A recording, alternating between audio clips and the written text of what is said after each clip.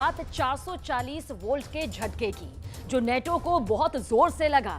दरअसल पुतिन ने नेटो के बहुत ही खतरनाक टैंक को मारकर लटका दिया। ये टैंक ज़ेलेंस्की को बहुत उम्मीदों के साथ दिया गया था, लेकिन अब बाइडेन के कैंप में मातम छा गया है, जबकि पुतिन ने उस टैंक का वीडियो वायरल करके पूरी दुनिया को बता दिया कि जो रूस से टकराएगा वो चूर चूर हो जाएगा।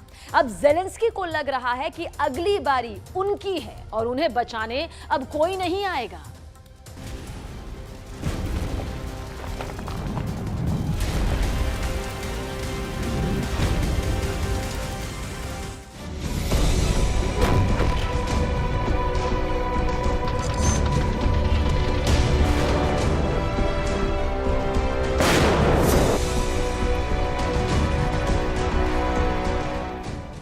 एक कार वॉर जोन में बड़ी चली जा रही है।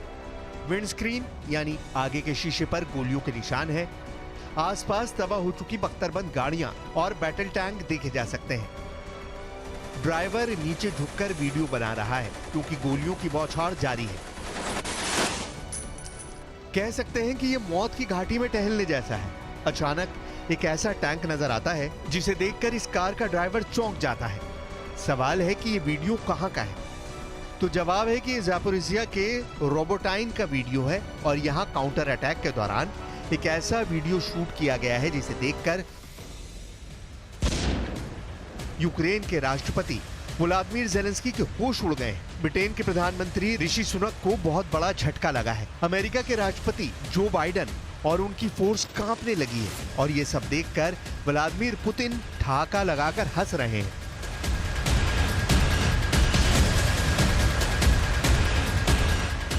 इस वीडियो को बहुत गौर से देखिए। ये कार के अंदर से बनाया गया वीडियो है।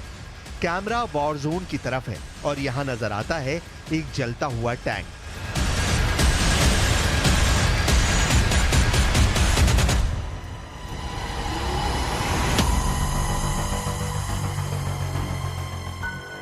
ये टैंक कौन सा है, इसे पहचानने की कोशिश कीजिए। ये कौन सा टैंक है जिसे लेकर पूरा नेटो कैंप सन्नाटे में चला गया है? तो जवाब है चैलेंजर टैंक यूक्रेन में मारा जा चुका है। ये चैलेंजर टैंक की जलती हुई लाश है। ये चकनाचूर हो चुका ब्रिटेन का गुरूर है, जो यूक्रेन के युद्ध में फंसकर जान गंवा बैठा। रूस ने पहली बार वो फुटेज जारी की है जिसमें ब्रिटेन का चैलेंजर टैंक जल रहा है। ये चैलेंजर 2 टैंक है जो यूक्रेन को बहुत अरमान के साथ दिया गया था।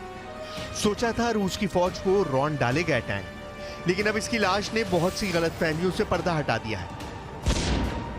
अब तक ज़ेलेंस्की कहते आए हैं कि एक भी चैलेंजर टैंक नहीं मारा गया, लेकिन वीडियो वायरल करके पुतिन ने बता दिया है कि चैलेंजर का चैलेंज खत्म कर दिया गया है। ब्रिटेन का टैंक मारा जा चुका है।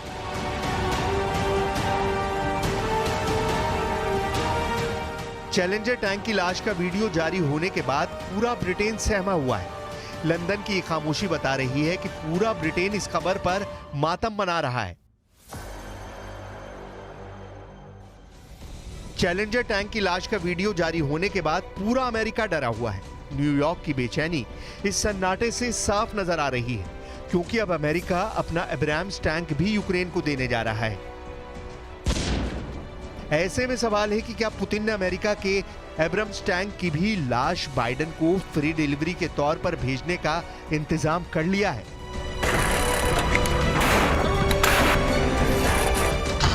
रूस ने एक तरह से ज़ेलेंस्की के काउंटर अटैक को पूरी तरह फेल कर दिया है। नेटो के टैंक फोड़े जा रहे हैं। पुतिन ने इन पश्चिमी हथियारों के साथ बहुत बेरहमी दिखाई है।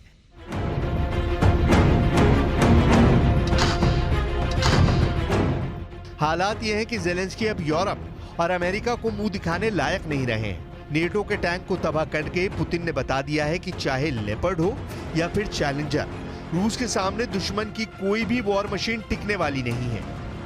और अब ज़ेलेंस्की का काउंटर अटैक पूरी तरह फेल करने का सबसे बड़ा सबूत पुतिन ने दिखा दिया है। चैलेंजर। इससे पहले जून के महीने से चैलेंजर टैंक का वीडियो जब ज़ेलेंस्की ने वायरल किया था, तब बड़े बड़े दावे किए जा रहे थे। आहिस्ता आहिस्ता बढ़े चले आ रहे इस चैलेंजर टैंक को ज़ेलेंस्की का एक और फौलादी हथियार कहा गया।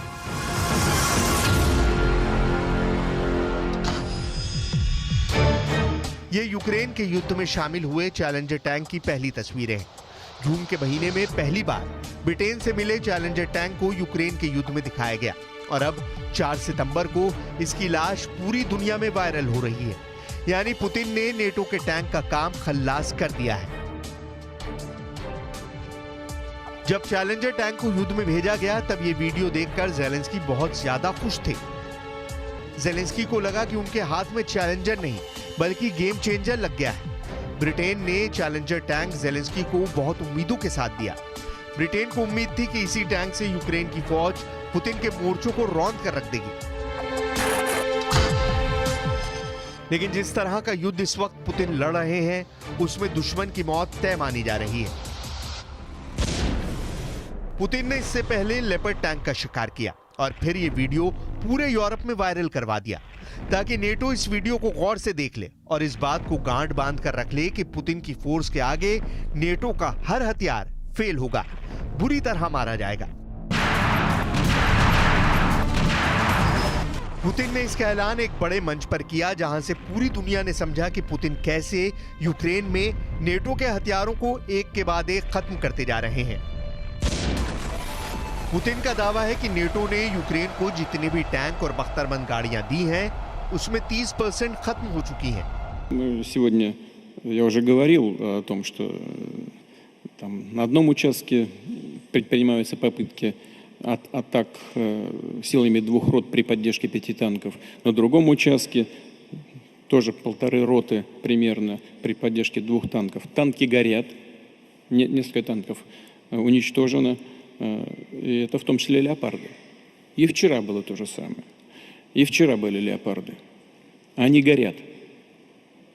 Также будут гореть и F-16.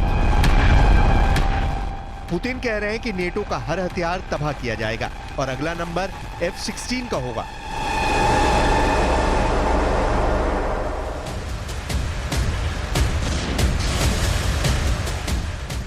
फिलहाल यूक्रेन का रोबोटाइन इलाका बहुत बड़ा मोर्चा बना हुआ है। ज़ापोरिज़िया के पास इस जगह पर यूक्रेन फिर से कब्जा करने का दावा कर रहा है, लेकिन दूसरा सच ये है कि यहाँ पर उस टैंक की लाश बरामद हुई है जिसे पुतिन ने चुन चुनकर मारने का ऐलान किया है। अब हालात ये हैं कि ज़ेलेंस्की से चैलेंजर और बाकी बचे लेपर्ड टैंक को छुपाने का फैसला किया गया है। रोबोटाइन के पास इस चैलेंजर टैंक को यूक्रेन की फोर्स ने छुपा कर रखा हुआ है ताकि रूस की एंटी टैंक गाइडेड मिसाइल वाली फोर्स इसे ढूंढ भी नहीं पाए। दूर से देखकर लगेगा नहीं कि यहाँ टैंक छुपा हुआ है, और अगर है भी तो ये ब्रिटेन से मिला चैलेंजर 2 टैंक है। ये ज़ेलेंस्की की होशियारी से ज्यादा पुतिन को लेकर खौफ है, क्योंकि अगर पुतिन को ये टैंक दिख गया तो उसका ये हाल होगा। जब एंटी टैंक मिसाइल टैंक से टकराती है तो उसकी ये हालत होती है। अच्छे टैंक ऐसी मिसाइलों से नहीं बच पाते और पुतिन ने तो ठान लिया है कि चाहे लेपर्ड हो या चैलेंजर टैंक, उनको जलाकर पिघला देना है। ऐसी ही तस्वीरों को देखने के बाद ज़ेलेंस्की का जोश चैलेंजर टैंक को लेकर पूरी तरह ढह चुका है। देखा जाए तो पिछले 24 घंटे में यूक्रेन युद्ध को लेकर बहुत सी बातें सामने आई हैं। बेचैनी ज़ेलेंस्की और पुतिन दोनों कैंप में हैं, क्योंकि दावे बहुत बड़े-बड़े किए गए हैं। इन सब के बीच में चैलेंजर टैंक और लेपर्ड के शिकार की तस्वीरों ने बड़े सवाल पैदा कर दिए हैं कि पैनिक कहां ज्यादा है, सबसे ज्यादा नुकसान किसे हुआ है, और सबसे बड़ा सवाल ये कि युद्ध कौन जीत रहा है। चैलेंजर टैंक जब यूक्रेन आया तो मार्च 2023 में यूक्रेन के डिफेंस मिनिस्टर ने यह वीडियो बनवाया था। यूक्रेन के तत्कालीन रक्षा मंत्री ओलेक्सी रेस्किनॉफ ने खुद ब्रिटेन से मिला चैलेंजर टैंक चलाकर देखा। ये टैंक मिलने के बाद से ही यूक्रेन की फौज बहुत जोश में रही। चैलेंजर टैंक चलाने के दौरान ओलेक्सी रेस्किनॉफ ने क्या कहा था वो बहुत गौर से देखिए। Marvelous when Secretary of Defense of the United Kingdom. It's a very good stuff. Thank you very much from Ukraine to the United Kingdom. अब सच ये है कि ना तो बेन वॉलिस ब्रिटेन के रक्षा मंत्री रहे, ओलेस्की रेजनिकोव को भी ज़ेलेंस्की ने बर्खास्त कर दिया है, और ज़ेलेंस्की के सामने ये जलता हुआ चैलेंजर टैंक है। और सामने बुरी तरह शर्मिंदा ऋषि सुनक और जो बाइडेन है। हालांकि इसमें कोई शक नहीं है कि चैलेंजर 2 बहुत ही शानदार टैंक है।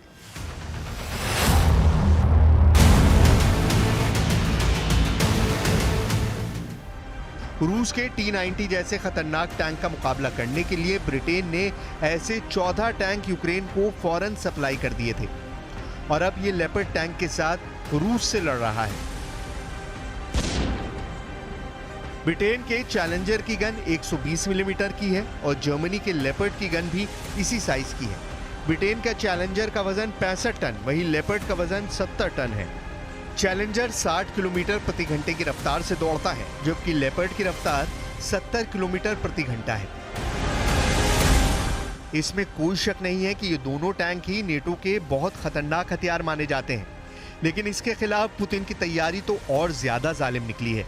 अब चाहे इंसान हो या मशीन, पुतिन अपने दुश्मन को सिर्फ एक नजर से देख रहे हैं। उनका पूरा फोकस जापोरिज्जिया पर है। Колоссальные потери, уже третий месяц пытается вести так называемое контрнаступление. Ни на одном из направлений вооруженные силы Украины своих целей не достигли. Украинское руководство отчаянно старается продемонстрировать западным кураторам хоть какой-то успех наступательных действий с целью дальнейшего получения военно-экономической помощи, что только затягивает. पुतिन अपने रक्षा मंत्री सरगई शोइगु को टैंक बनाने वाली एक फैक्ट्री भी भेज चुके हैं ताकि उत्पादन का जायजा लिया जाए और पता चल जाए कि रूस के कितने नए टैंक जल्दी ही फ्रंट पर भेजे जा सकते हैं। ये फैक्ट्री रूस के ओम्स इलाके में है। यहाँ T-90 टैंक भी बनता है और बख्तरबंद गाड़ियां भी बनती हैं। सरगई शोइगु ने यहाँ एक एक प्रोडक्शन लाइन का हाल जाना ताकि पता चल जाए कि युद्ध वाली डिमांड कब तक और कैसे पूरी हो रही है। शोइगु लगातार रूस की हथियार फैक्ट्रियों का दौरा कर रहे हैं। वो इससे पहले उस कारखाने में भी जा चुके हैं जहां रूस की S-400 एयर डिफेंस मिसाइल का उत्पादन होना है। पुतिन अपनी तैयारी पुख्ता रखना चाहते हैं और यूक्रेन से युद्ध में वो कोई ढिलाई बर्दाश्त नहीं करेंगे। ऐसा रूस ने दिन दहाड़े चैलेंजर की हत्या करके साबित कर दिया है। कोई शक नहीं कि चैलेंजर टैंक बहुत बुरी मौत मारा गया है और अब यही हाल पुतिन यूक्रेन की उस स्पेशल फोर्स का भी करना चाहते हैं जिसने जापोरिज्जिया पर फिर से पूरा कंट्रोल करने की ठान ली है। America, France, Britain, Poland, Estonia, इसके अलावा स्वीडन, लातविया और पूरा नेटो, ये सारे देश चाहे रूस को कितनी ही धमकियां दें, लेकिन सच ये है कि इन सभी देशों को युद्ध से खौफ लग रहा है। आज दुनिया में युद्ध कोई नहीं करना चाहता, लेकिन व्लादिमीर पुतिन एकदम बेखौफ हैं। दावा यह किया जा रहा है कि रूस के ड्रोन ने नेटो के एक प्रमुख देश में धमाके किए हैं, लेकिन नेटो के 30 देश खामोश है, कोई भी कुछ नहीं बोल रहा। और चौंकाने वाली बात यह है कि जिस देश पर हमला हुआ उसने रूस के हमले से इनकार कर दिया।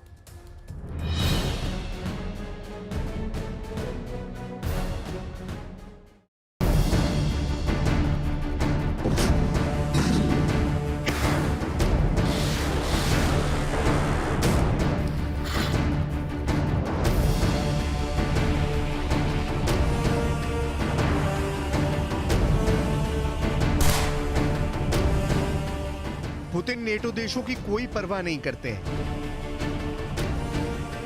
पुतिन कह चुके हैं कि रूस नेटो के हर देश से एक युद्ध करने की योग्यता रखता है,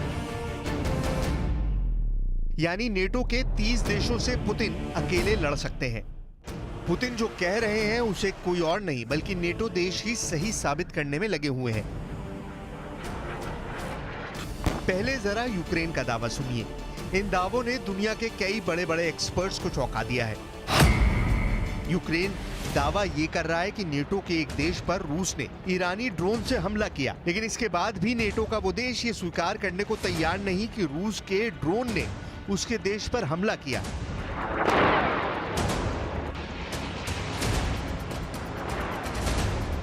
आखिर ये कौन सा देश है जिस पर पुतिन ने ड्रोन गिरवा दिए हैं? ये दुनिया की इस वक्त की सबसे बड़ी खबर है। इस पर तो हम विस्तार से जानकारी देंगे ही, लेकिन इसके अलावा यूक्रेन के अंदर भी मारकाट मची हुई है।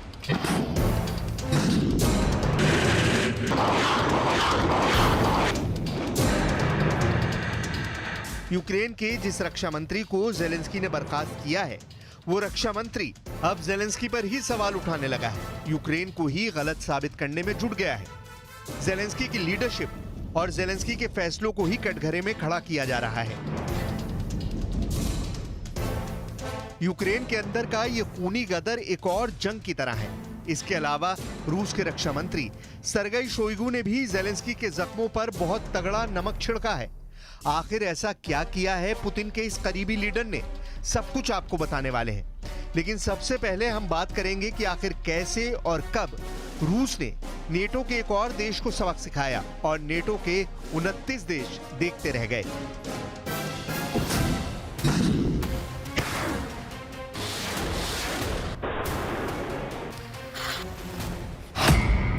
सबसे पहले आप ये मैप देखिए, ये है यूक्रेन और यूक्रेन के बॉर्डर पर मौजूद ये है यूक्रेन का पड़ोसी देश रोमानिया। यूक्रेन का एक बंदरगाह रोमानिया की समुद्री सीमा को छूता है जिसका नाम है इस्माइल। इसी बंदरगाह पर रूस ने हमला किया था। यूक्रेन ने बयान दिया है कि यूक्रेन के इस्माइल बंदरगाह पर रूस ने रात भर हमले किए हैं। ये हमले ईरान के शाहिद ड्रोन से किए गए हैं। इस हमले के दौरान ईरान निर्मित रूस का ड्रोन शाहिद रोमानिया के इलाके में गिरा और उसमें विस्फोट भी हो गया।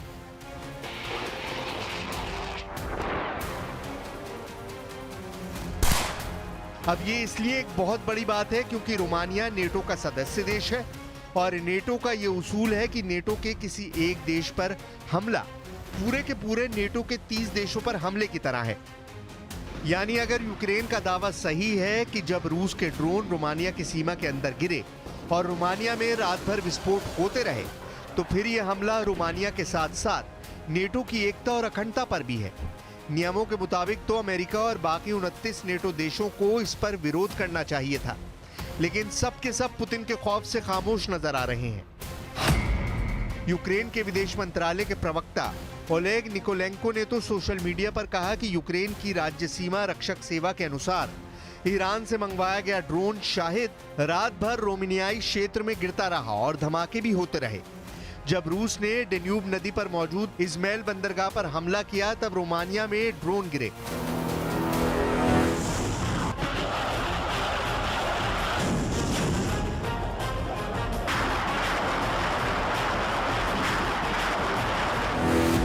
लेकिन रोमानिया ने साफ कर दिया कि रूस ने उस पर कोई हमला नहीं किया, ना ही उसका कोई ड्रोन ही रोमानिया की सीमा में गिरा है। इसका मतलब साफ है कि रोमानिया पुतिन से पंगा नहीं लेना चाहता है और नेटो देश का सदस्य होने के बाद भी वो पुतिन के सामने खड़े होकर सच बोलने की भी हिम्मत नहीं जुटा पा रहा है। दरअसल यूक्रेन के इस्माइल बंदरगाह पर रूस का ये हमला इसलिए भी बहुत अहम है क्योंकि इस्माइल बंदरगाह से अनाज की आपूर्ति पूरी दुनिया को होती है। पुतिन ने तुर्की के राष्ट्रपति अर्दोगान के साथ हुई मीटिंग के बाद यह साफ कर दिया है कि काला सागर अनाज निर्यात सौदे को तब तक नहीं मानेगा जब तक यूरोप रूस की मांगे नहीं मानेगा। दरअसल यूक्रेन एक अनाज पैदा करने वाला बड़ा देश है, लेकिन उसे अपना अनाज भेजने के लिए काला सागर से अपना जहाज भेजने होंगे। लेकिन काला सागर में पुतिन की नौसेना फौलाद की तरह जमी हुई है। अमेरिका और तुर्की समेत नेटो ये चाहता है कि पुतिन अनाज के जहाजों को गुजरने के लिए काला सागर की घेराबंदी ढीली करें, लेकिन पुतिन इसके लिए तैयार नहीं है। पूरी दुनिया में खाद्यान्न संकट पैदा हो रहा है और रूस काला सागर में अपनी लोकेशन की वजह से अमेरिका, यूरोप और नेटो को ब्लैकमेल कर रहा है। काला सागर के जिस समुद्री रास्ते से रोमानिया अपने जहाज बेचता है, उन समुद्री रास्तों पर भी पुतिन की सेना हमला कर चुकी है। तुर्की के राष्ट्रपति ने पुतिन को मनाने की कोशिश की, लेकिन ये कोशिश नाकाम हुई। На глобальных продовольственных рынках, это я хотел бы подчеркнуть особо, чтобы на этот счет не говорили. Цены на зерновые продолжают снижаться. Физического недостатка в продовольствии нет. Есть проблемы с его справедливым распределением. Это да, но никак это не связано с так называемой... एक तरफ रूस की सेना अजगर की तरह यूक्रेन को अपने पन्ने में कस रही है, तो दूसरी तरफ यूक्रेन के अंदर जेलेंस्की की कोर टीम में ही कोहराम मचा हुआ है। यूक्रेन के बर्खास्त रक्षा मंत्री अलेक्सी रेजनिकोव ने कहा है कि यूक्रेन हर दिन युद्ध पर $100 मिलियन खर्च कर रहा है। $100 मिलियन यानी करीब 800 करोड़ रुपए खर्च कर रहा है। यूक्रेन अब तक दुनिया से 8 लाख करोड़ के हथियार ले चुका है। और इसमें भी 4 लाख करोड़ के हथियार अकेले अमेरिका ने दिए हैं। करप्शन के आरोपों से घिरे यूक्रेन के पूर्व रक्षा मंत्री यही बताने की कोशिश कर रहे हैं कि दरअसल यूक्रेन का ये युद्ध बहुत महंगा पड़ रहा है। ज़ेलेंस्की पर सीधे सीधे सवाल खड़े किए जा रहे हैं, लेकिन सवाल सिर्फ यही नहीं है। सवाल उन आंकड़ों पर भी है जो अक्सर यूक्रेन की तरफ से जारी किए जाते हैं। यूक्रेन ये दावा कर रहा है कि युद्ध में अब तक रूस के 2,65,000 सैनिक मारे गए हैं। यूक्रेन के इन आंकड़ों पर कोई भरोसा नहीं करता है, लेकिन अब रूस के रक्षा मंत्री ने भी एक आंकड़ा पेश किया है। सरगई शोइगु के मुताबिक युद्ध में यूक्रेन के 66,000 सैनिक मरे हैं और यूक्रेन को 7,600 भारी हथियारों का नुकसान उठाना पड़ा है। रूस के इस आंकड़े को दुनिया में ज्यादा प्रामाणिक माना जा रहा है, यानी यूक्रेन लाखों रूसियों को मारने का दावा बढ़ चढ़कर करता रहा है और रूस ने प्रामाणिक आंकड़ा देकर यूक्रेन के जख्मों पर और नमक छिड़क दिया है। कुल मिलाकर ताजा हालात ये हैं कि एक तरफ रूस यूक्रेन पर हमला करते वक्त रोमानिया को भी निशाने पर ले रहा है और दूसरी तरफ बेलारूस के अंदर रूस की सेना के नेतृत्व में एक युद्ध अभ्यास भी चल रहा है। यानी हर तरफ से नेटो देशों पर दबाव डाला जा रहा है और पूरी तरह से पुतिन का संदेश साफ है कि वो नेटो को एशिया से भगाकर ही दम लेंगे, चाहे इसके लिए किसी भी हद को पार करना पड़े।